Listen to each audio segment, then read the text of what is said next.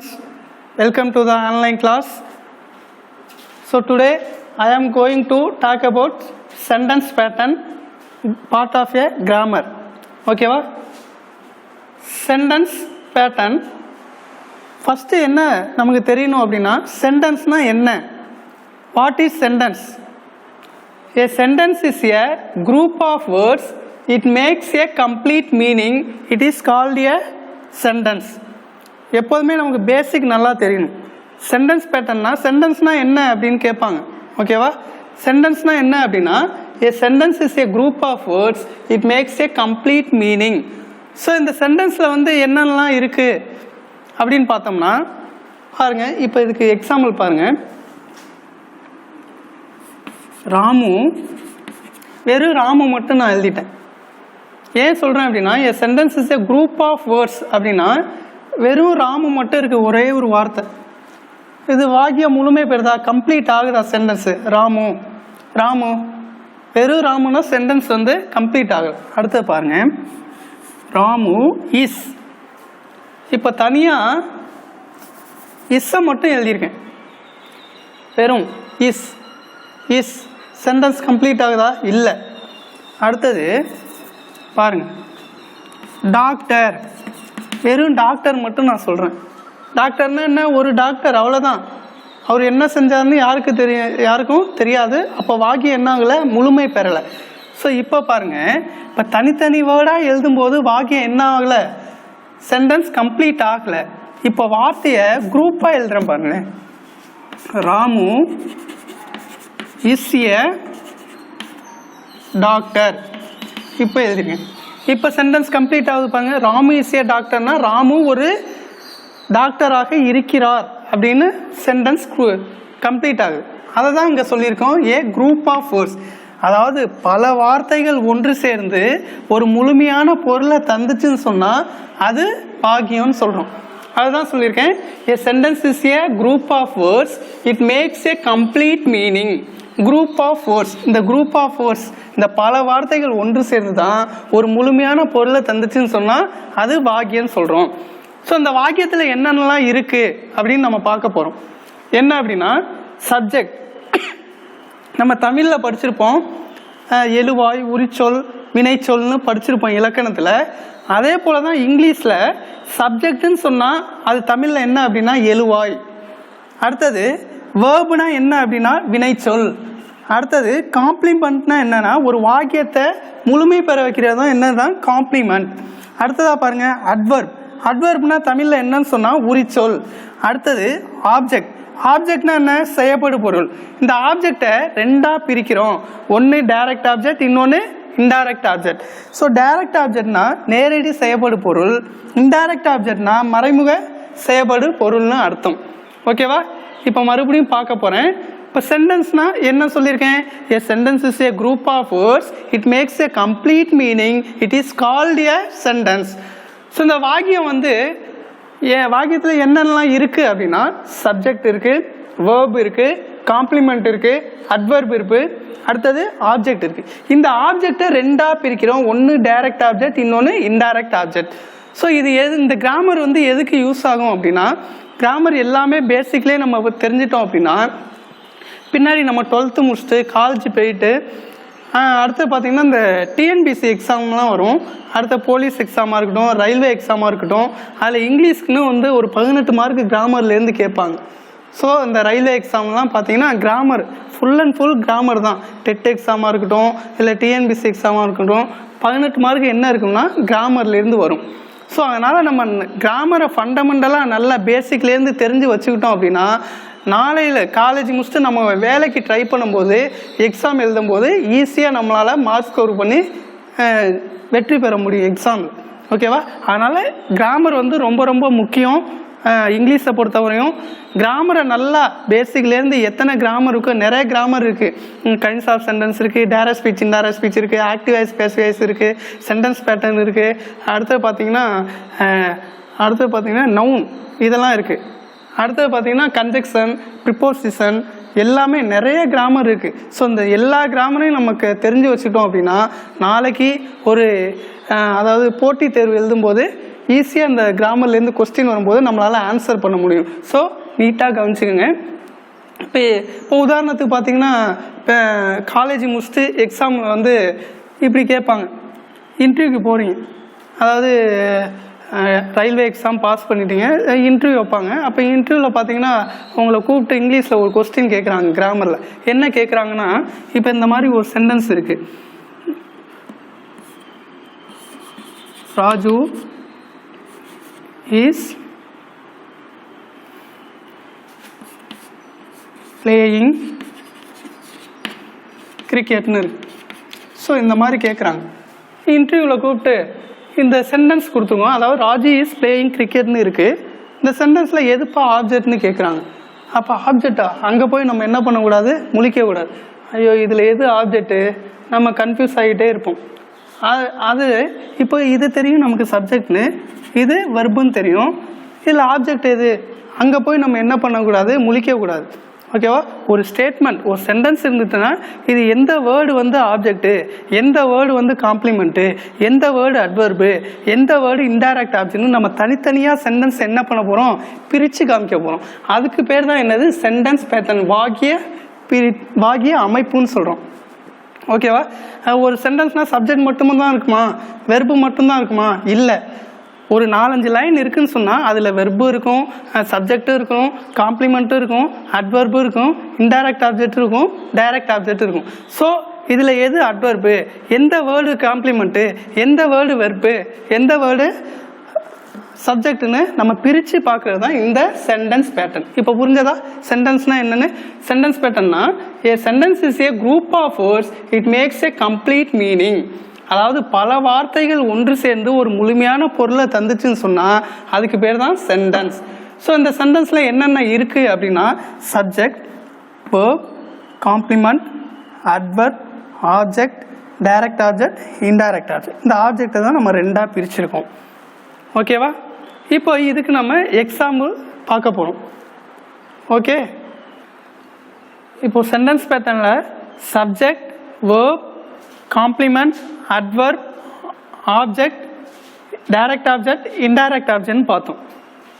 இப்போ உங்கள் எல்லாருக்கும் ஒரு சந்தேகம் இருக்கும், சார் ஒரு சென்டென்ஸ் இருக்குது, ஒரு ஸ்டேட்மெண்ட் இருக்குது, ஒரு 4 லைன் 5 லைன் ஒரு சென்டென்ஸ் இருந்துச்சுன்னா அதில் எப்போ சார் எந்த வேர்ட் சார் எங்களுக்கு சப்ஜெக்ட் கண்டுபிடிக்க முடியும், இந்த எந்த வேர்டு வந்து வெர்புன்னு சொல்கிறது, அட்வர்புன்னு சொல்கிறது, ஆப்ஜெக்ட்னு சொல்கிறது, இதை எப்படி சார் நான் எங்களால் கண்டுபிடிக்க முடியும்னு நீங்கள் கேட்கலாம். அதுக்கு தான் இங்கே நோட்னு எழுதி போட்டிருக்கு. ஓகேவா? குறிப்பு. இதை எழுதிக்கிட்டு நீங்கள் மனப்பாடம் பண்ணி வச்சுட்டா தான் ஒரு சென்டென்ஸை வந்து இதில் எது ஆப்ஜெக்ட்டு, எது அட்வர்பு, எது இன்டைரக்ட் ஆப்ஜெக்ட்னு உங்களால் கண்டுபிடிக்க முடியும்.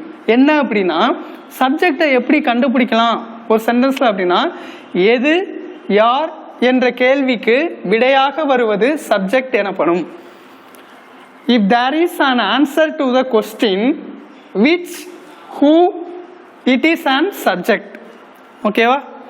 நெக்ஸ்ட் ஒன், ஒரு செயலை குறிப்பது என்ன அப்படின்னா வினைச்சொல்னு பார்க்கணும். ஃபர்ஸ்ட் சப்ஜெக்ட்னா என்னன்னு சொல்லிட்டோம். அடுத்தது வேர்ப் எப்படி கண்டுபிடிக்கிறேன்னா, திஸ் denotes the action. ஒரு செயலை குறிச்சா அதுக்கு பேரு வேர்புன்னு சொல்றோம்.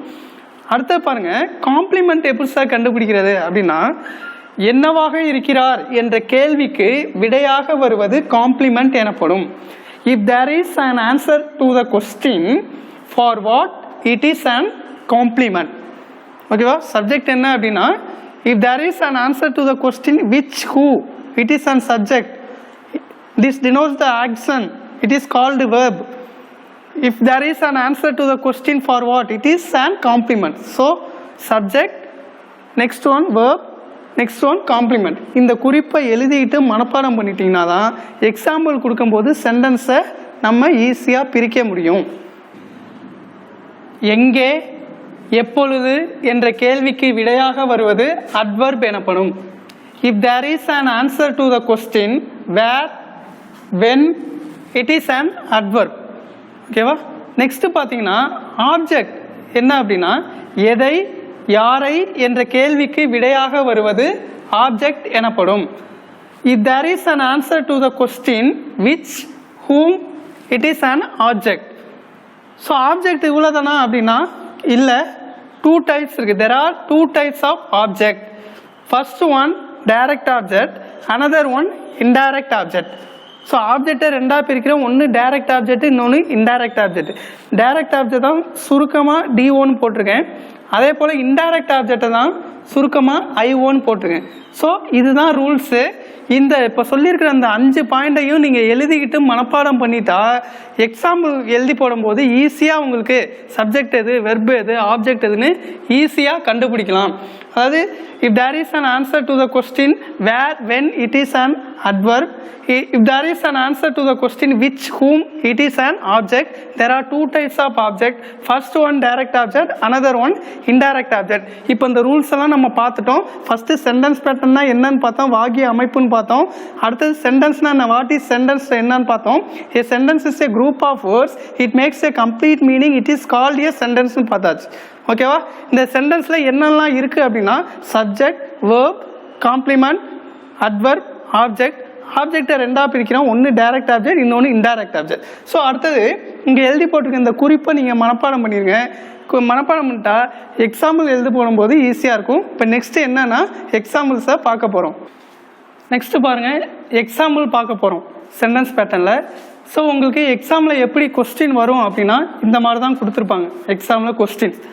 ஸோ இந்த மாதிரி சென்டென்ஸ் கொடுத்தாக்க இதில் சப்ஜெக்ட் எது, வேர்பு எது, காம்ப்ளிமெண்ட் எது, அட்வர்பு எது, ஆப்ஜெக்ட் எதுன்னு நம்ம தனித்தனியாக பிரித்து காமிக்கணும். ஓகேவா? அதுதான் இந்த சென்டென்ஸ் பேட்டர்ன். இது ரொம்ப ரொம்ப ஈஸி, இது தெரிஞ்சுக்கிறது நல்லது.